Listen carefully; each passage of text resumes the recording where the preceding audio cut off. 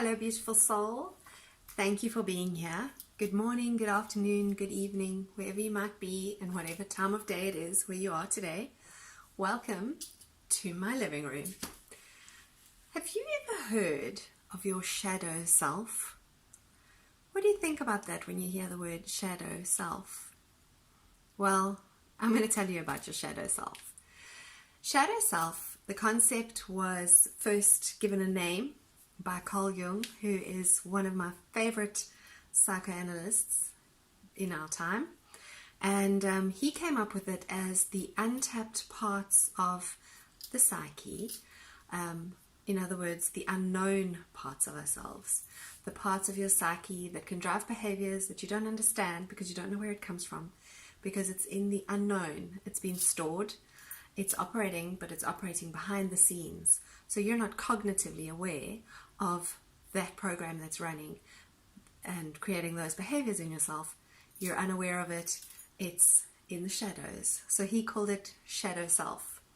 Now, it is possible for you to connect with your shadow self, to work with your shadow self, and to shift patterns of behavior that don't work for you, and get your different selves, the different parts, the aspects of yourself, into alignment with your vision for yourself and the vision that you have for your life, with becoming as self-aware as possible and expanding as much as possible in order to fulfill your purpose for being here.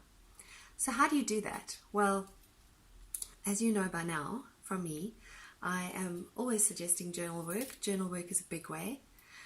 Obviously, there is also meditation. Meditation is a very, very powerful modality, which when used actively, you can actually tap into different parts of your psyche. So meditation is not necessarily always about detaching or quietening the mind. Sometimes there is such a thing as active meditation, which Jose Silva actually taught as part of his methods. I know that Vishen Lakiani of Mind Valley is teaching a silver course now that does the same thing. It talks of active meditation, which is when your brain is operating at a certain level. So meditation traditionally from the Eastern cultures, people think it's all about quietening the mind, going into a trance state in some cases. Not necessarily always true. There can be active meditation. I'm a great user of guided meditations. I love creating guided meditations for my clients and people who do my programs, and I love to use other people's guided meditations for myself as well. I do use my own as well. And sometimes that's very powerful, hearing my own voice speaking to me and guiding me through a meditation. Really interesting experience, I must say. So journaling, meditation, you can work with a professional such as a coach or a therapist, a counselor, psychologist, psychiatrist. But connecting with your shadow self is so, so powerful. As I've discussed in another video about inner child work, it's another aspect of your psyche that can be driving certain behaviors, and that you might want to shift that aspect, connect with that aspect in order to change behaviors.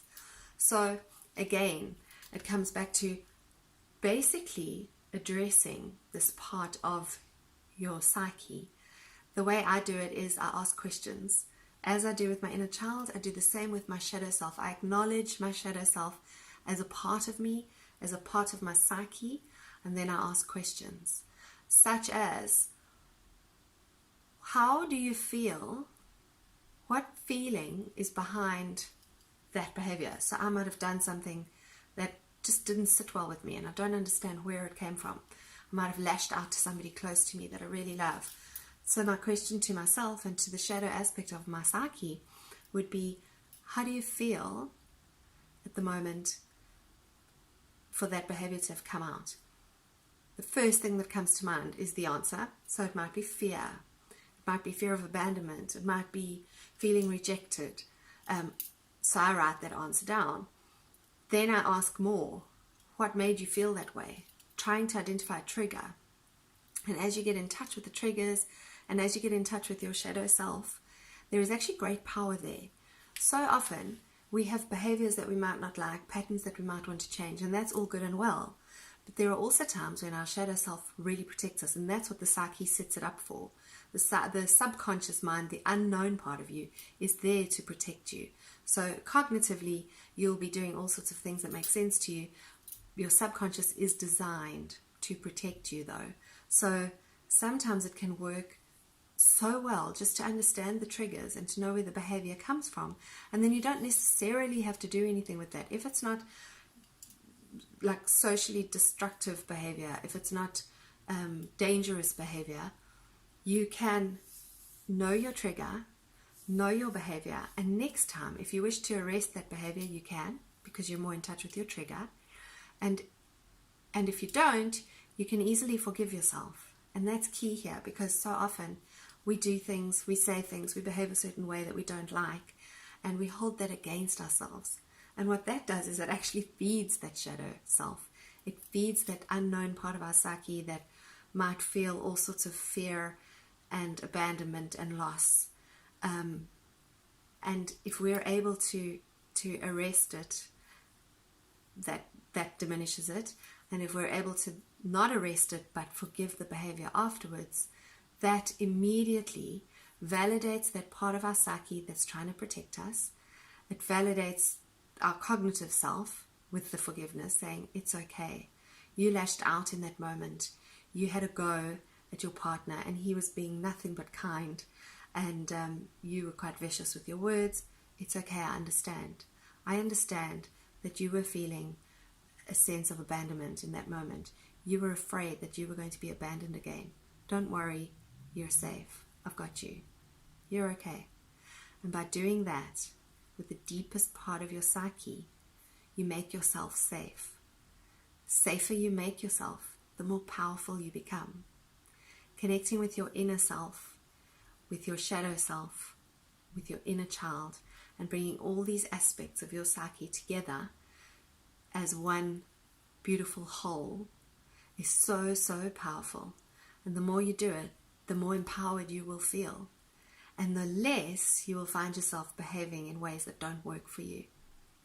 Give it a try. Let me know how it goes. And do reach out if you need any support with this.